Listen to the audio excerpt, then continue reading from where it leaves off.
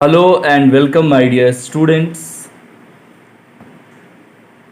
Class 12 English, Prose section, chapter number 5, name Ideas that have helped mankind.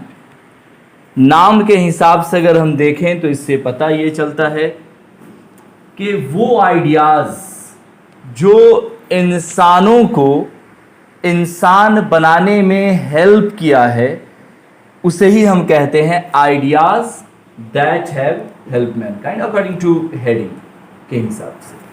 तो overall नाम से ही थोड़ा बहुत अंदाज़ा मिल जाता है कि इस चैप्टर में हम क्या पढ़ने वाले हैं। तो आइए कहानी को आगे बढ़ने से पहले थोड़ा बहुत बेसिक कंसेप्ट हम लोग ले लेते हैं। जैसा कि आप जानते होंगे कि ideas that have help Mankind को जो लिखने वाले हैं वो यही बंदा है। भले इमेज से नहीं जानते होइएगा, इनका नाम क्या है? Bertrand Russell. बर्ट्रैंड रसल ये यूएसए के रहने वाले थे। यूएसए कहे तो मतलब कि एक तो एशिया महादेश हो गया, यूरोप महादेश हो गया, और इनकी जो पैदाइश थी यूनाइटेड किंगडम में हुआ था। हालांकि यूनाइटेड किंगडम से बिलोंग नहीं करते थे, इनके अम्मा अब्बा वहाँ के बस गए थे, तो उसी के नतीजे में जनाब वहाँ पैदा ले लिए। तो हम बताएंगे थ्योरी में आपको सारी कहानी। इस जगह पे यूनाइटेड किंगडम का ये फिगर है, इस जगह पर वो रह रहे थे। उसके बाद ये जो कहानी है वो एक साइंटिफिक राइटिंग। कैसी राइटिंग है? अब देखो नाम से ही लग रहा होगा, ideas that have help Mankind. इंसानों का हेल्प करने वाला जो एक समय था, जो एक प्रोसेस था, जो एक क्रम था, जैसा कि आप देख रहे हो, इसको अगर हम 1 मान लें तो 1 step, second step, third step, fourth step and fifth step. तो ये तो हम साइंस में पढ़ते हैं ना भाई। तो इसीलिए हम ये कह सकते हैं कि इनके द्वारा जो लिखा गया ये स्टोरी है, ये एक साइंटिफिक राइटिंग्स कहलाएगा। इनके द्वारा लिखा गया जो राइटिंग्स है वो कैसी राइटिंग्स है? साइंटिफिक राइटिंग है। अब ये इतना अच्छा माना गया ये राइटिंग कि इन्हें नोबेल प्राइज पुरस्कार से, और या नोबेल जो अवार्ड होता है उससे इन्हें नवाजा गया।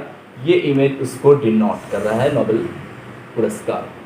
तो ओवरऑल चैप्टर के बारे में यही सारी चीज़ें इन डिटेल हम पढ़ने वाले हैं। देखो जैसा कि मैंने आपको जो बताया कि ideas that have help Mankind के बारे में, अगर इन शॉर्ट अगर आप चाहें तो इसको कुछ ऐसे आप डिनोट कर सकते हैं कि this story based on ideas that have helped mankind, okay, with passage of time, with passage of time। क्या मतलब हुआ? वही जो मैंने अभी जितनी बात बताई है उसी को यहाँ पे एक छोटे से सेंटेंस में मैंने लिख दिया है कि दिस स्टोरी बेस्ड ऑन, यह जो स्टोरी है वो बेस्ड है ideas that have help Mankind with a passage of time. Passage of time यानी एक बहुत बड़े समय काल, जो इंसान कुछ इस बंदर लुक का था, थोड़ा सा सुधरा और सुधरते सुधरते अभी शाहरुख खान सलमान खान की तरह लुक। या आप लोग कम थोड़ी है किसी से, इस तरह के लोग खूबसूरत रूप में आ गए। तो ये कहानी इसको डिनोट करा। आइए सीधा आगे बढ़ने से पहले बेटा सबसे पहले इंट्रोडक्शन ले लेते हैं राइटर का, जिन्होंने ये कहानी को लिखा, क्योंकि यहां से ऑब्जेक्टिव क्वेश्चन बहुत एग्जाम में आपका बनता है। देखो ओवरऑल ये जो आपका जो पिक्टोरियल रिप्रेजेंटेशन होता है ये कमाल का होता है। यहीं पर आप चैप्टर को क्रैक कर लिए अप्रॉक्स लगभग। अब यहां से हम इसी चीज का डिटेल करेंगे। 100% क्लास में याद हो जाना है आपको। तो तो आइए उसको पढ़ने से पहले हम राइटर के बारे में थोड़ा बहुत बता दें, जो कि मैंने वहां भी आपको बताया है पिक्टोरियल रिप्रेजेंटेशन में, कि राइटर का नाम है बर्ट्रैंड रसल। क्या नाम है? Bertrand Russell. इनकी पैदाइश हुई थी, जैसा कि मैंने बताया था, यूनाइटेड किंगडम में 18 मई 1872 को, और इनका देहांत हो गया था 2 फरवरी 1970 में यूनाइटेड किंगडम में। लेकिन कमाल की बात है कि बिलोंग करते थे ब्रिटानिया से, यानी ब्रिटेन से। और Bertrand Russell was a British philosopher, ये एक ब्रिटिश फिलोसोफर थे, और इतना ही नहीं, ये एक साइंटिस्ट भी थे, ये एक हिस्टोरियन भी थे, और एक मैथमेटिशियंस भी थे, यानी बहुमुखी की प्रतिभा के व्यक्ति थे। फेमस फॉर, आखिर ये क्यों इतना फेमस कि क्लास 12 के इंग्लिश में दे दिया गया? वो इसलिए कि इनकी जो राइटिंग्स है ना, वो कमाल की साइंटिफिक राइटिंग हुआ करती है। जैसा कि ये चैप्टर इसका एक नमूना है। इन्होंने कई सारी कमाल की बुक भी लिखी, जैसे why I am not a Christian, उसी तरह से roads to freedom, marriage and morals, and a history of western philosophy. ये कमाल की इनकी 4 बुक है, जो कि इन्हें एक महान राइटर साबित करने के लिए काफी है। और इसी वजह से, ये महान राइटिंग्स की वजह से, ग्रेट राइटिंग्स की वजह से इन्हें नोबेल पुरस्कार से नवाजा गया 1950 में लिटरेचर के फील्ड में। ठीक है जी, ये था इन शॉर्ट बर्ट्रैंड रसल के बारे में।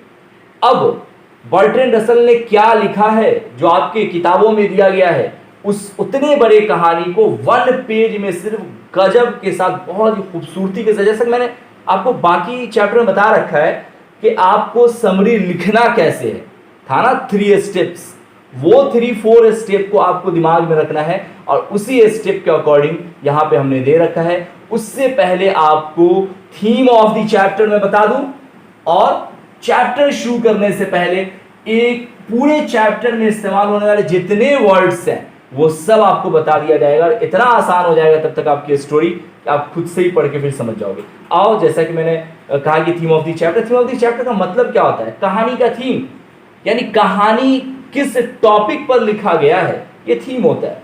जैसे किसी फिल्म का टेलर स्टार्टिंग में दे दे, वही तो थीम ही तो हुआ। आपने देखा था ना भी, किसका? पठान का टेलर, तो वो एक तरह का थीम था पूरे फिल्म का। उसी तरह से इस चैप्टर का टेलर या थीम क्या होगा? Ideas that have help Mankind, ये हमारे चैप्टर का नाम है, इज एन एक्सपोजिटरी। इसका मतलब क्या होता है, पहले तो आपको यह जानना पड़ेगा। व्याख्यात्मक, क्या मतलब होता है? व्याख्यात्मक। तो ideas that have help mankind is an expository and a scientific essay. यह एक कहानी व्याख्यात्मक यानी कि इन डिटेल साइंटिफिक एसे है, इन विच, जिसमें रसेल साहब ने गिव्स दिया है detailed account the ideas that have help Mankind, इंसानों यानी ideas that have help Mankind का उन्होंने डिटेल किया है। क्या? प्री हिस्ट्रिक टाइम, इतिहास से पहले के समय को बताया है, और हिस्ट्री टाइम यानी कि इतिहास का बताया है, यानी इतिहास से पहले के समय को और इतिहास की बातों को। कौन सी इतिहास? Ideas that have help Mankind, यानी इंसानों के डेवलप होने के प्रोसेस को इसमें बताया। यानी फाइनली अगर हम ये कहें, ये वर्ड थोड़ा सा दिक्कत कर रहा होगा, pre historic time and historic time, इसका मतलब हुआ पूर्व ऐतिहासिक समय और ऐतिहासिक समय का उन्होंने इस चैप्टर में जिक्र किया है। और किस प्रकार का जिक्र किया, जो कि मैंने यहां पे बताया था, this story based on ideas that have help Mankind with a passage of time. Passage of time का इन्होंने जिक्र किया है। कैसे किया है, क्या किया है, उसको जानने से भी पहले एक और आपको बहुत गजब का चीज मिलने वाला है, वो होता है वर्ड ऑफ द समरी। पूरे चैप्टर में इस्तेमाल होने वाले जितने छोटे बड़े वर्ड्स हैं वो सब यहां पर दे दिया गया है। अगर आप वर्ड को अच्छे से रिमेंबर कर लेते हो तो ये कहानी आपको यूं ही समझ में आ जाने वाली, क्योंकि थीम तो आपको ऑलरेडी पता हो गया है। ये क्यों मैं इतना मेहनत कर रहा हूं, ये मेरा काम थोड़ी था, देखो ये सारी चीज़ें आपकी बुक में तो है नहीं, बुक में तो डायरेक्ट चैप्टर है। तो चैप्टर को शुरू करने से पहले इतना बैकग्राउंड इसलिए दिया जा रहा है कि आप में से अधिकतर बच्चे के इंग्लिश सुभान अल्लाह होता है। तो आप में मतलब तेज बच्चा, कमजोर बच्चा, हर कोई एक लेवल में आ जाए, हर कोई तेज बन जाए, उसी की यहाँ प्लानिंग है। तो कृपया करके होमवर्क में कंजूसी मत कीजिएगा, अच्छे से होमवर्क कीजिएगा। चलिए, तो वर्ड्स ऑफ दी समरी में सबसे पहला जो वर्ड है वो है साइंटिफिक एस्से। क्या है भैया? साइंटिफिक एस्से। और ये जो साइंटिफिक एस्से, इसका मतलब होता है वैज्ञानिक लेख। फोकस्ड, जोर देना, आइडियाज, विचार, हेल्प मैनकाइंड, मानव जाति की मदद, विथ पैसेज ऑफ टाइम, समय के साथ साथ। उसी तरह से एज टाइम पास्ड, यानी जैसे जैसे समय गुजरता गया। मैन बिकम मैच्योर्ड, यानी कि इंसान परिपक्व होता गया। उसी तरह से मोरली स्ट्रॉन्ग, यानी कि नैतिक मजबूती। उसी तरह से बिकम सिविलाइज्ड, सभ्य होता गया। और इन्वेंशन ऑफ फायर, फायर आंख को कहते हैं, यानी आंख का आविष्कार। और माइलस्टोन, मील का पत्थर। उसी तरह से प्रॉस्पेरस, यानी कि समृद्ध या खुशहाल। उसी तरह से डोमेस्टिकेशन ऑफ एनिमल, डोमेस्टिकेशन कहते हैं मतलब किसी चीज को पालतू बनाना, तो एनिमल्स यानी कि पशुओं को पालतू बनाना। Invention of the language, invention कहते हैं खोज को, लैंग्वेज जानते ही हैं यानी कि भाषा, तो भाषा का आविष्कार। लैटर यानी कि बाद में। आर्ट ऑफ राइटिंग, लिखने की कला।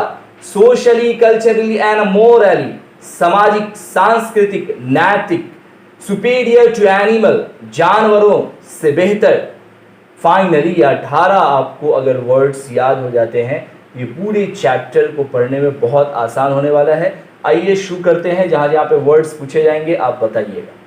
समरी की शुरुआत यहां से हो जाता है, बड़ी खूबसूरती के साथ इसको लिखा गया है, उसी 3-4 स्टेप्स को फॉलो करते हुए जो आपको पार्ट 1 पार्ट 2 सब में बताया गया था किस तरह से हमें समरी लिखना है। सबसे पहले क्या करनी होती है? समरी की बॉडी बनानी होती है, तो उसी का फॉलो हम लोग करने वाले हैं। Ideas that have help mankind is a scientific essay. पहला पॉइंट कि ideas that have help mankind, संभल के बैठ जाओ आप, यहाँ से पूरा चैप्टर आपको यहाँ पे समझाने वाला हूँ, और in short only for 1 page. Ideas that have help mankind is a scientific essay. Objective में यहाँ से आप क्वेश्चन आ जाता है, दे देगा और कहेगा साइंटिफिक एस्से, हिस्ट्री का एस्से, 10-4 ऑप्शन आपको दे देगा, तो आपको क्या टिक लगाना है? Scientific essay.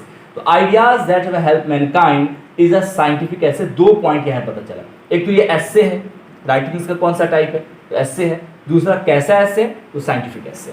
Written by Bertrand Russell, इसको लिखा है बर्ट्रैंड रसल ने।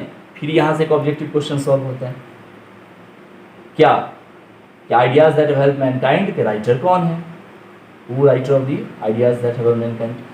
फाइनली अब इसमें पूरे लाइन को बोलता हूं, देखो आपको भी हिंदी समझ में इसका अच्छे से आ जाए। Ideas that have help mankind is a scientific essay written by Bertrand Russell.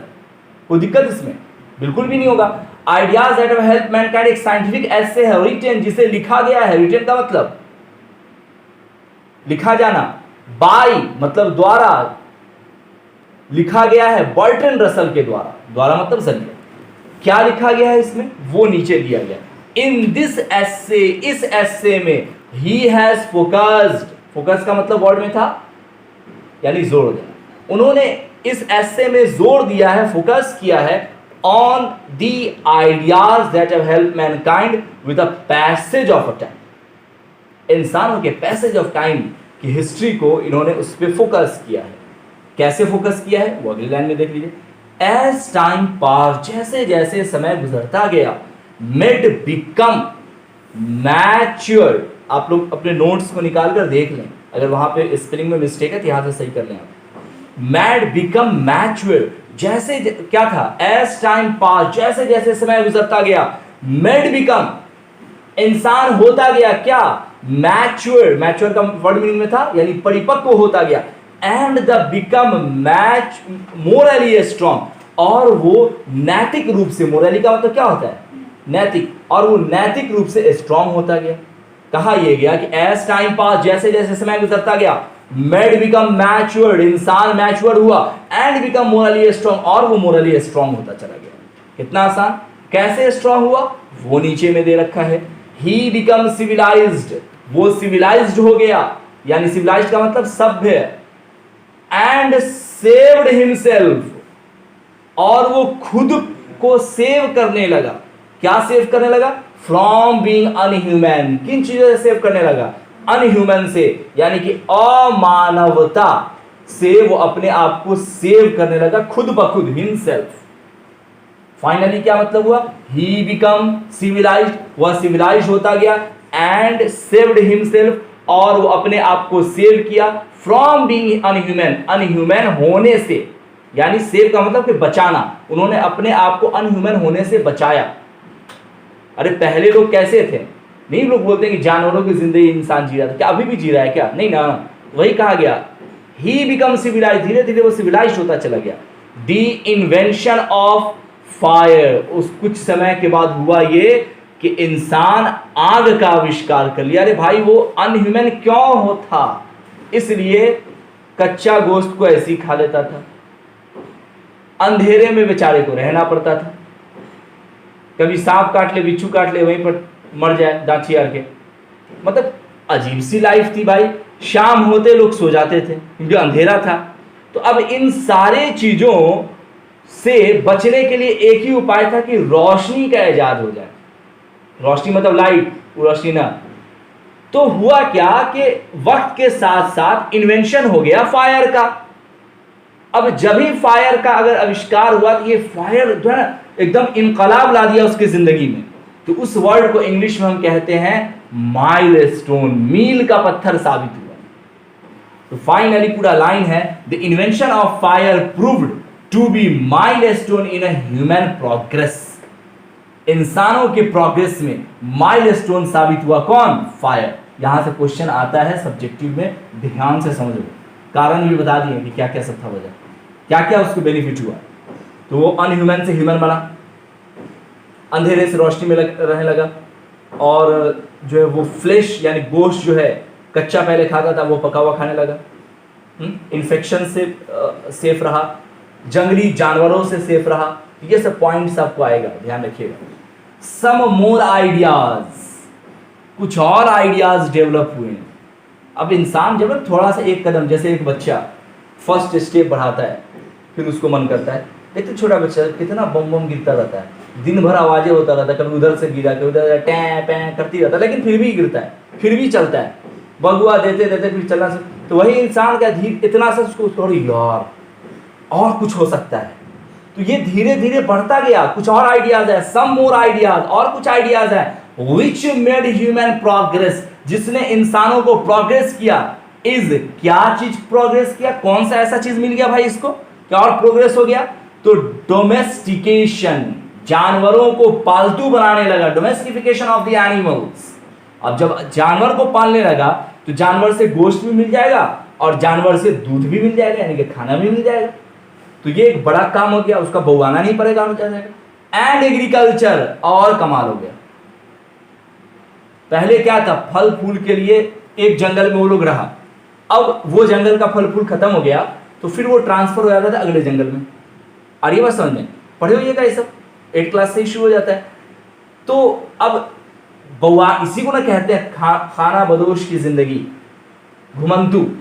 अब जब एग्रीकल्चर का ही आविष्कार हो गया तब घूमेगा। अरे तुम्हारा खेत सीतामढ़ी में है या किसी पार्टिकुलर जगह पे है, तो क्या तुम खेती कहीं और जाके करोगे? दौड़ावेगा मार मार के, हैं? तो समझ में आ रही है ना बात? तो हम क्यों खाना बदोश की जिंदगी व्यतीत कर रहे थे पैसेज ऑफ टाइम में? With a reason, not require food material. अब एनिमल को पालने लगा, एग्रीकल्चर करने लगा, तो सीधी सी बात है कि ये तो पूर्ति हो गई ना भाई। तो ये एकदम से और ह्यूमन की जिंदगी में क्या कर दिया? प्रोग्रेस। प्रोग्रेस वर्ड समझते हैं ना? समृद्धि ला दिया, खुशहाली ला दिया, डेवलप कर दिया। अब ये डेवलप होने में कुछ और भी चीजें हैं जो कि नीचे में उसको और अच्छा डिटेल किया गया है। The invention of the language, उसके तब तक सब गूंगे था, सब गौ गौ गौ गौ गौ, देख लीजिएगा यूट्यूब पे, अजीब तरह से मतलब कुछ भी समझ में नहीं आता का किसको का बोल रहा है। अच्छा ये तो थोड़ा देर बाद का भी, पहले तो इशारे में होता था सब कुछ, सैकड़ों वर्षों तक इशारे में सब कुछ होता था।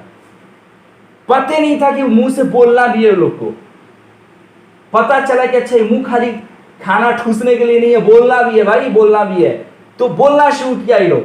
अच्छा बोलना शुरू किया तब कान सुना, ये क्यों क्या हुआ रे।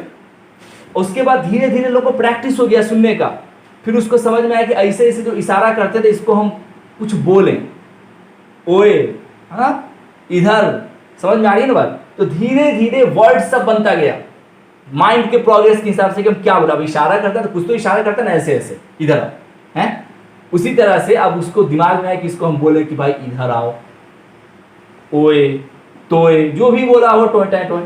धीरे धीरे होते होते ये प्रोग्रेस किया। तो जब लैंग्वेज का आविष्कार हो गया था और आसान हो गया। यही चैप्टर था, आपको मैं बोल रहा था ना कि इंसान कैसे कैसे धीरे धीरे डेवलप किया। देखिए आपको क्वेश्चन आएगा एग्जाम में, आप देखिए सबसे पहले क्या हुआ। सबसे पहले ये भाई साहब किस चीज में सफलता पाए, अनह्यूमन से ह्यूमन होने में। अब अनह्यूमन से ह्यूमन होने में कौन कौन सा पॉइंट है, तो वो सब नीचे का पॉइंट आ जा रहा है। थ्योरी अच्छा है, समझ लो, क्वेश्चन की कैसी धज्जी बन जाने वाली भाई साहब। फायर का आविष्कार पहले हो गया, उसके बाद डोमेस्टिफिकेशन हो गया, एग्रीकल्चर हो गया, अब आ रहा है लैंग्वेज के बारे में। और जब लैंग्वेज इन्वेंशन हो गया, दैट मीन आविष्कार हो गया, इसकी खोज हो गई, a new life to him. अब इंसानों की एक नई जिंदगी की शुरुआत हो गई, एक नई। अब सोचो ना, कोई गूंगा आदमी है उसको जबान आ जाए ऑटोमेटिक, वो पगला नहीं जाएगा खुशी से। मतलब उसको तो लगेगा भाई इससे बड़ा वरदान कुछ हो ही नहीं सकता। तो the invention of the language give a new life to him.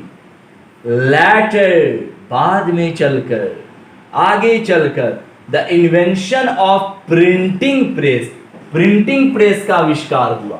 And the art of writing, और राइटिंग से लिखने की कला का भी आविष्कार हुआ। इसकी वजह से हुआ क्या, मेड हिम सोशली, लोग सामाजिक रूप से, कल्चरली मतलब सांस्कृतिक रूप से, एंड मोरली यानी कि नैतिक रूप से स्ट्रांग होते चले गए। और फाइनली हम लोग आज इस रूप में आ गए हैं। तो ये जो कहानी है किस किस तरह से इंसान डेवलप किया एक के बाद एक, तो वो आप प्रॉपर ध्यान रखिएगा। सबसे पहले क्या हुआ, फायर, सबसे पहले फायर, उसके बाद सबसे पहले अनह्यूमन से ह्यूमन बना। अब अनह्यूमन से ह्यूमन बना कैसे, तो फायर आ गया।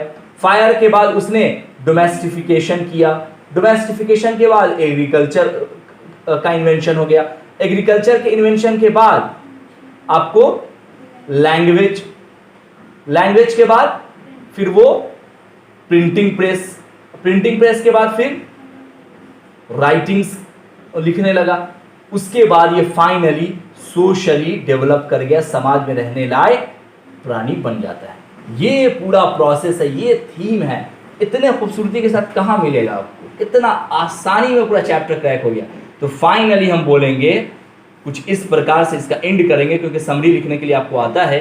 Finally it is an awesome presentation, यह एक शानदार प्रेजेंटेशन है किसका, of Bertrand Russell, Bertrand Russell का, इन विच ही हैज, जिसमें उन्होंने साइंटिफिकली एक्सप्लेन्ड, वैज्ञानिक तर्क रूप से व्याख्या किया है, द आइडियाज, ये आइडिया को, किस आइडिया को, साइंटिफिक आइडिया को, दैट मेड ह्यूमन, कि किस प्रकार से ह्यूमन मेड हुआ, बना, स्टैंड एज अ पर standard of the human and made them the superior to animal, यानी वो अनह्यूमन से किस तरह से ह्यूमन के रूप में वो बना। फाइनली अगर मैं कहूं तो अंत में यह बर्ट्रैंड रसल का एक ऑसम प्रेजेंटेशन है, साइंटिफिक राइटिंग्स है, जिसमें उन्होंने वैज्ञानिक रूप से उन विचारों पर प्रकाश डाला है जिसने इंसान को इंसान के मानक के रूप में ढाल दिया है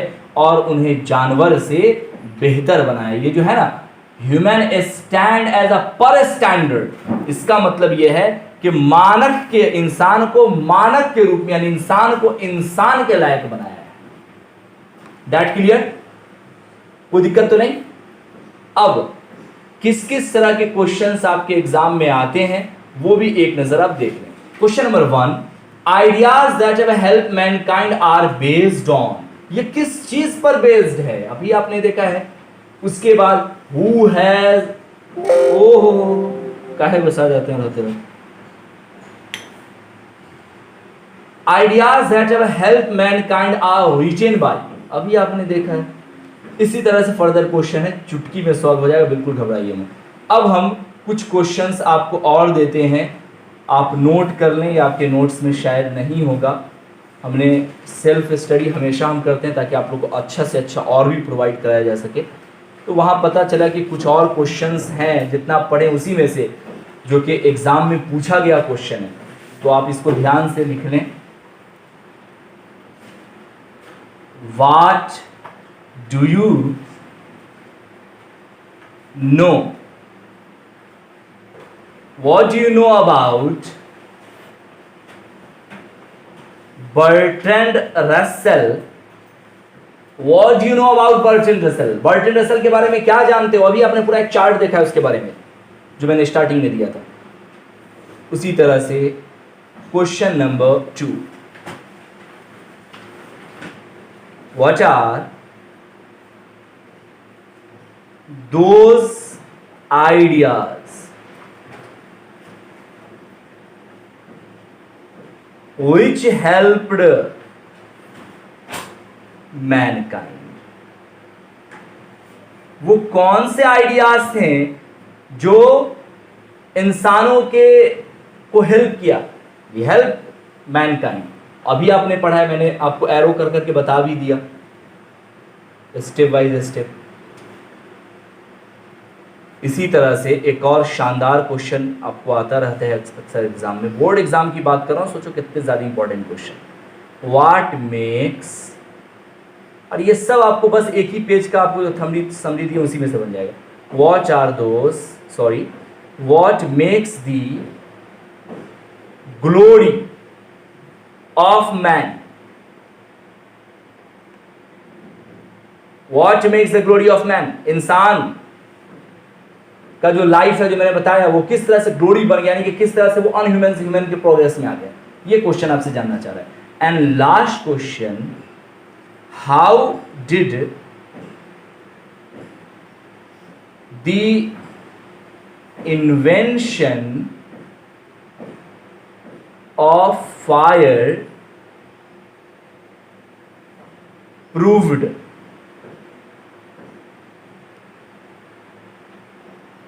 to be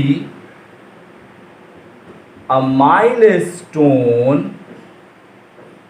ये N है बेटा, STONE, in human progress। HP से समझ लीजिएगा, human progress। बता दूं आपको कि ये कहानी पार्ट 1 है, ठीक है। पार्ट 2 में एक्स्ट्रा शॉर्ट में, ओवरऑल कहानी खत्म है ये, पार्ट 2 में एक्स्ट्रा शॉर्ट में कुछ और आपको मैं देने का कोशिश करूंगा, तो वो पार्ट 2 में इंशाल्लाह आ जाएगा। अब तक मैंने जितना पढ़ाया, यानी अभी के क्लास में, इसमें अगर जस्ट लाइक हेयर, बाल बराबर भी किसी तरह कोई अगर प्रॉब्लम है तो पूछो, यस या नो? चलिए, कोई डाउट ही नहीं है, होनी भी नहीं चाहिए। अगर है तो फिर कह रहा हूं पूछ लो। घर जाने के बाद सिर्फ इतना रहनी चाहिए कि इसको जाके अब हमें बस माइंड सेटअप करना है। Thank you.